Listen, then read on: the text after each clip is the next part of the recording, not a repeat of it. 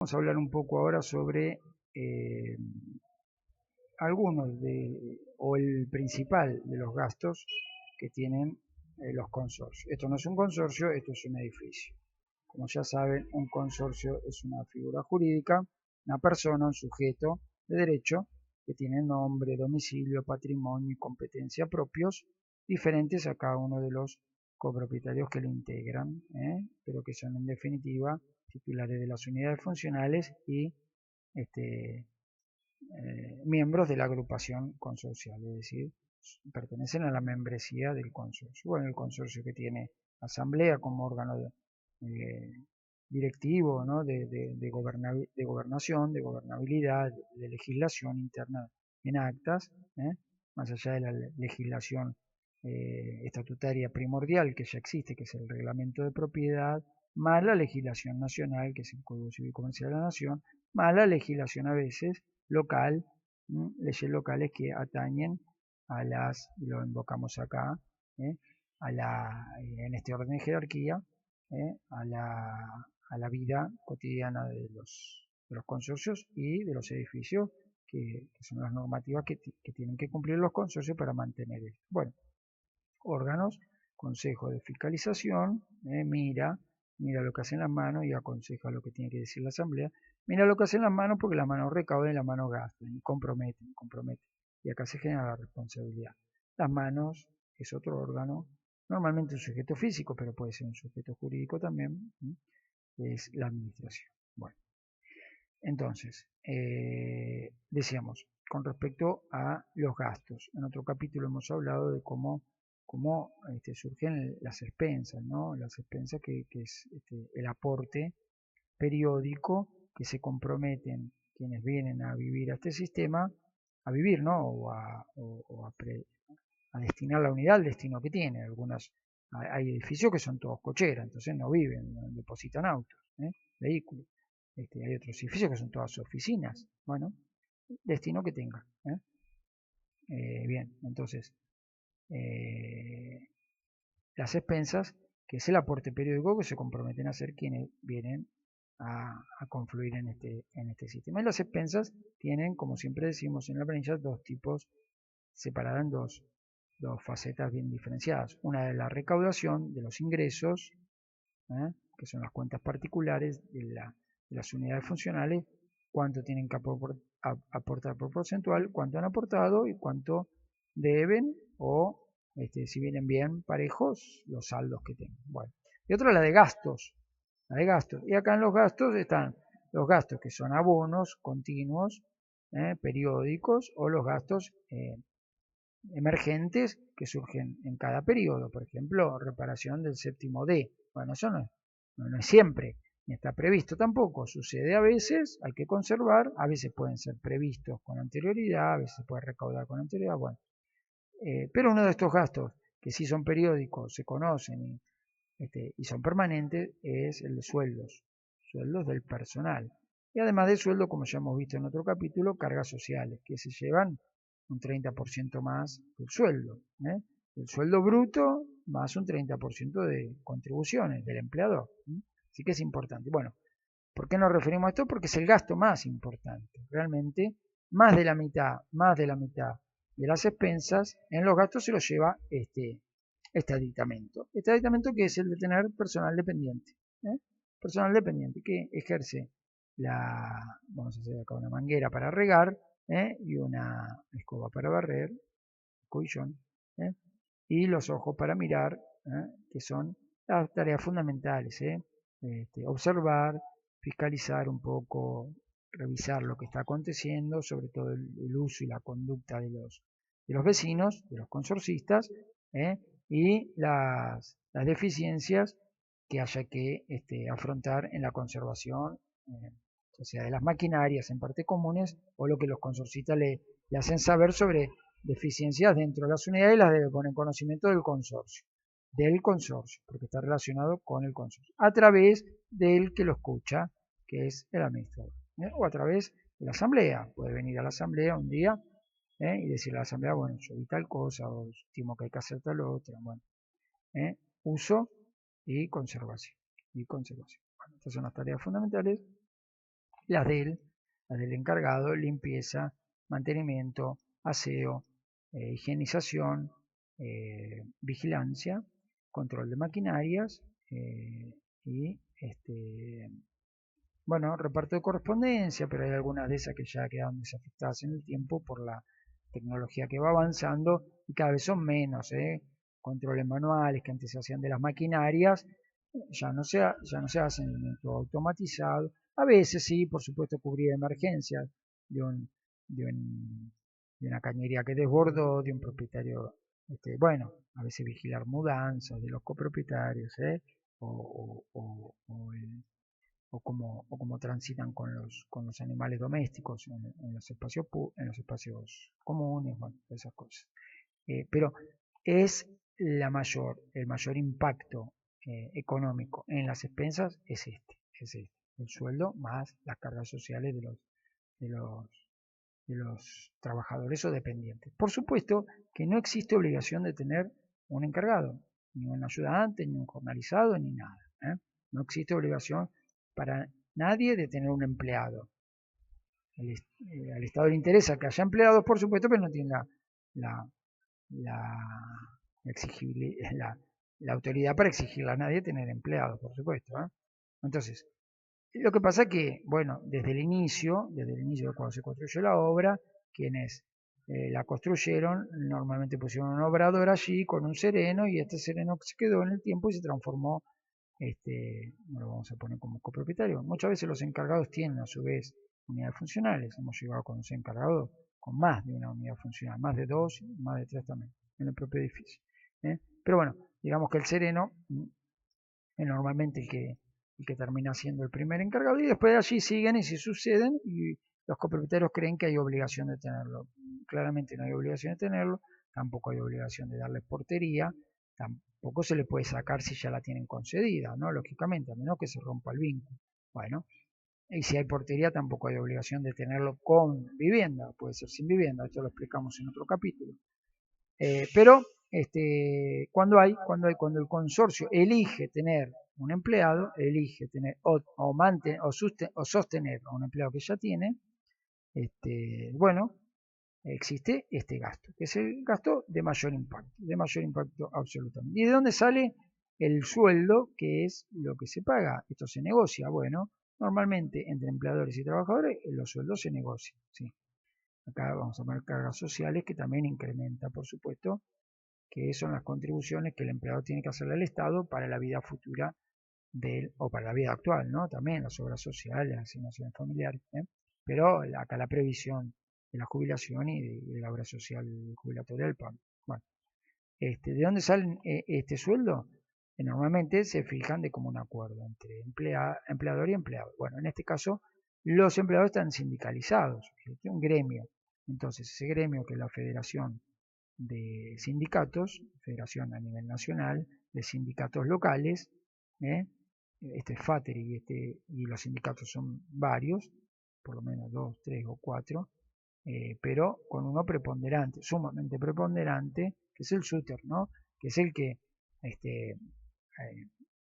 admite o lleva en la lista, en la consigna, en la afiliación, a mayor cantidad abrumadoramente de trabajadores del ramo. Se calculan más o menos unos 45.000 y en decadencia, 40.000 o menos, que afiliados al sindicato. Entonces, como están sindicalizados y este sindicato es el más representativo, bueno, confluye a formar la, el grupo, la membresía de la federación y es la que va a negociar en nombre del gremio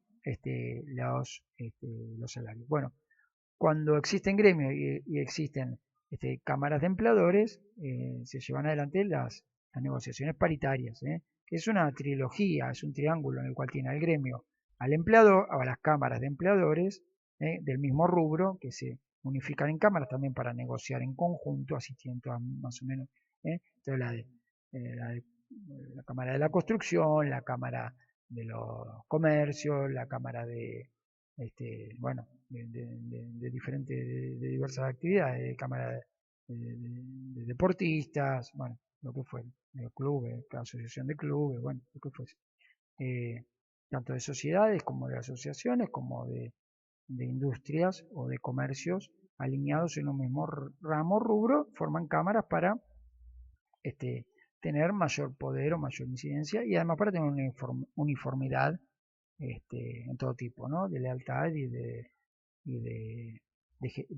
gestionar convenios colectivos para que estén todos regulados bajo la misma órbita. Bueno, entonces decíamos, por un lado la Federación del Gremio, por otro la Cámara de los Empleadores y por otro el Estado del Ministerio de Trabajo, Empleo y Seguridad Social.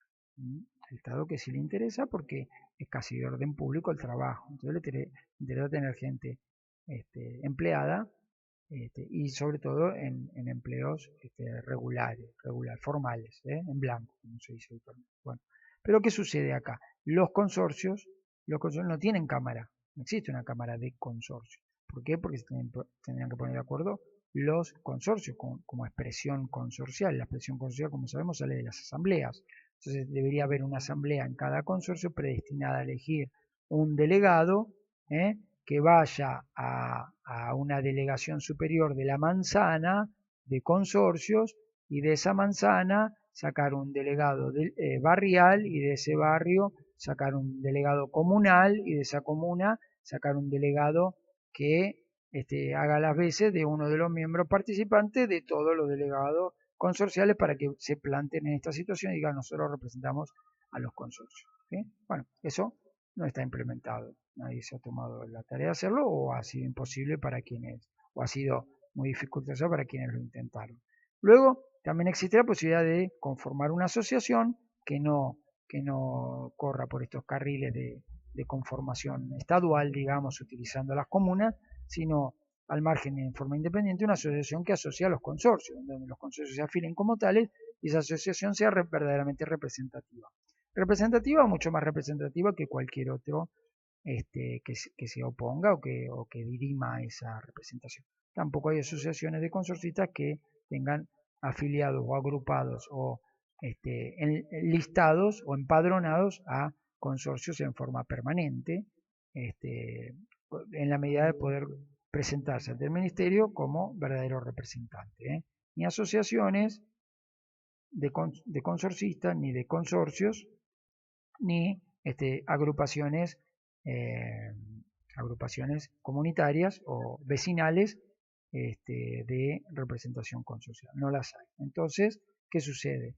Y bueno, desde el año 49, en el cual la copropiedad nace como tal, la propiedad horizontal nace como tal, y ya existiendo por la 12981, la ley 12981, el encargado de casa de renta, que era alguien que se encargaba del inmueble de un solo propietario y lo predestinaba para pensiones. Bueno, lo más parecido a este rubro fue el del encargado de edificio, en el cual es casi lo mismo, pero son muchos, pero aunados en uno solo, que es el consorcio. Bueno, entonces se acomodó a ese ramo la actividad y funcionó la ley esta como estatuto y el convenio colectivo que había que fijar de allí en adelante. Bueno, fue un primer convenio colectivo de trabajo número, bueno, tanto del año 51, creo que fue el primero, luego hubo otro, 60 y pico, 70 y pico, bueno,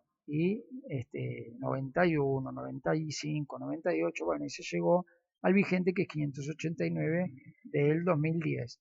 Sí, prevé que se hagan continuamente los convenios y que se reformen al menos cada 2 años, creo que establecen, pero se les fija ultraactividad, quiere decir que sí. Si no cambian, las reformas se van agregando acá y a veces las reformas no son estatutarias, sino que son simplemente de las escalas salariales que contemplan los convenios. Entonces, dentro de ellos existe la facultad de fijar escalas salariales que van variando.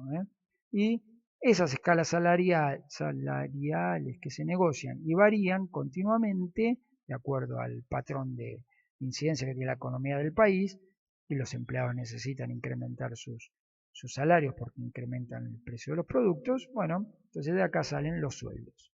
Y correlativamente con los sueldos aumentan las cargas, por supuesto, porque los sueldos son los sueldos brutos y las cargas sociales salen de acá.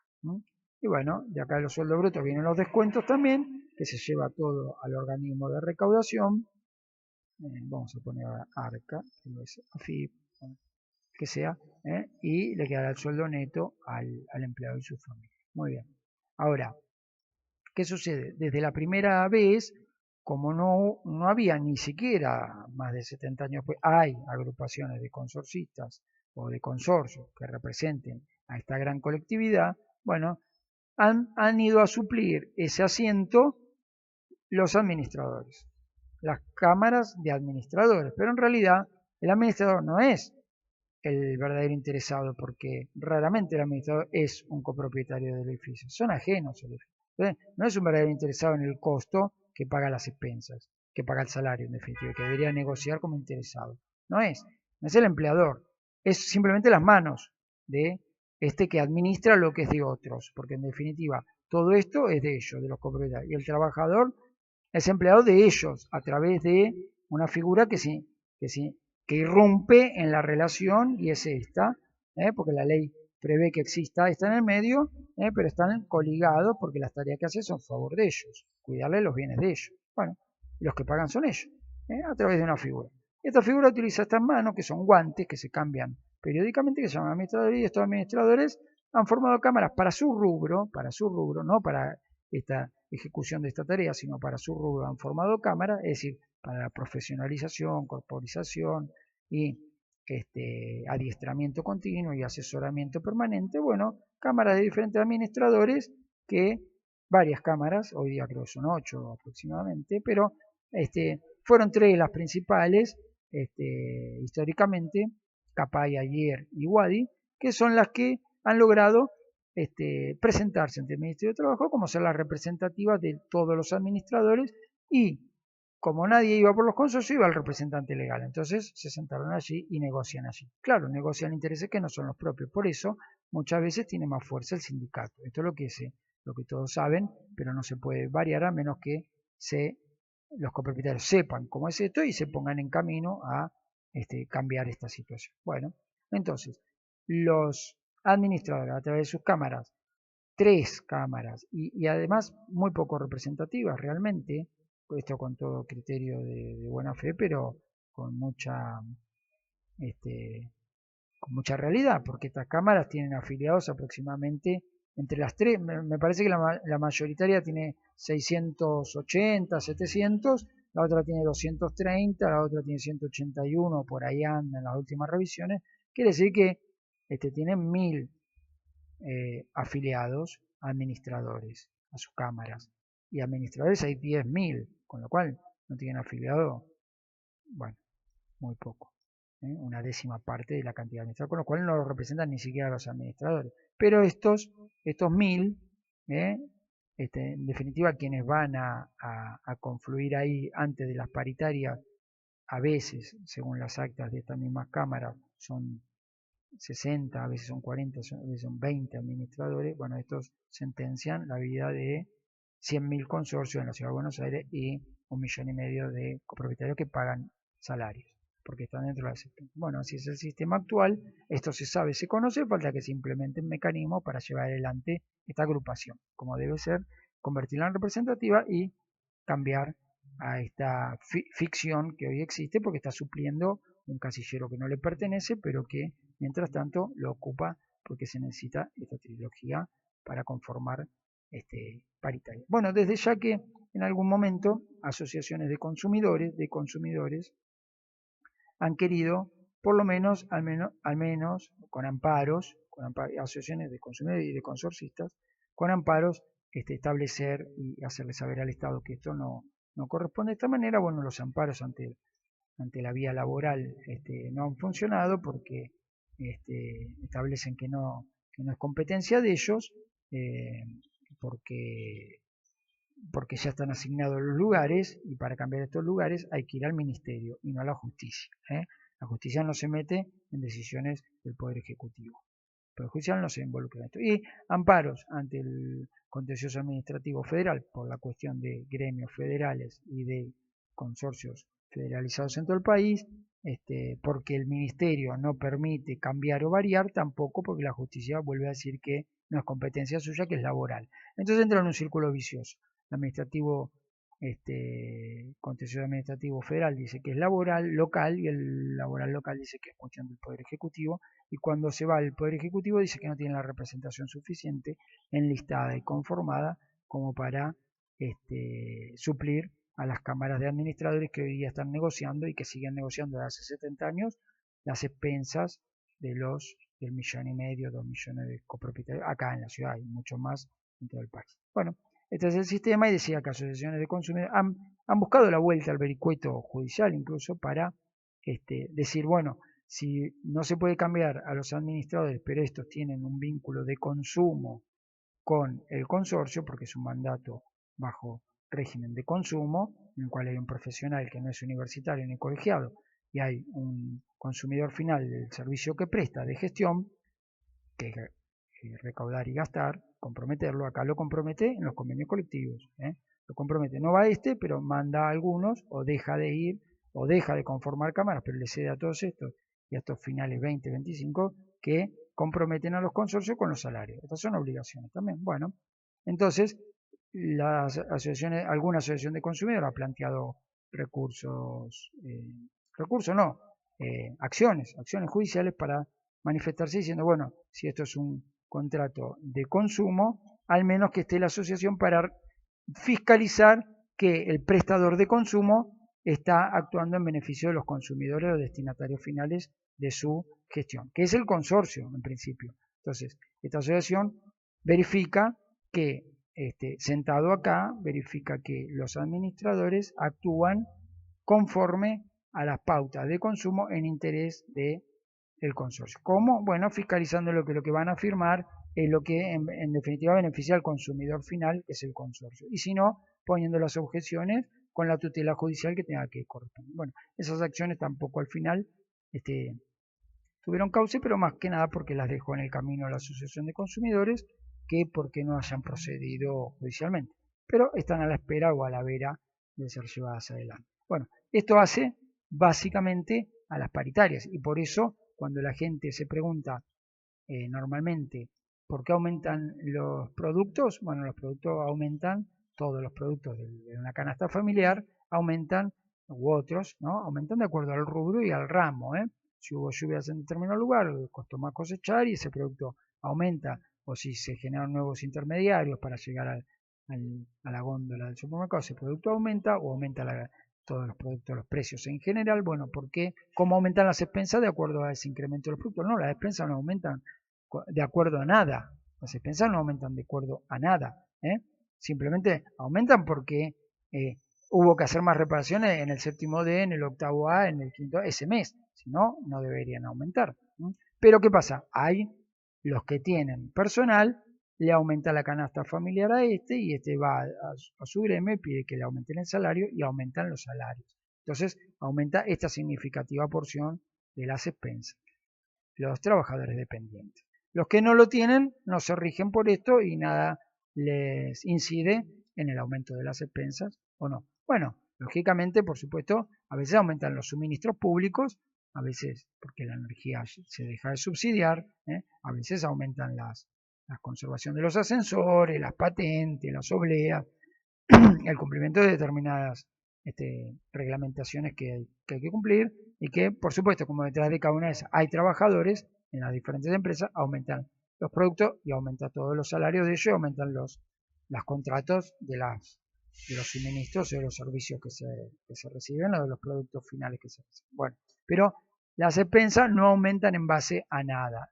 Puede aumentar la economía del país y no aumentan las expensas.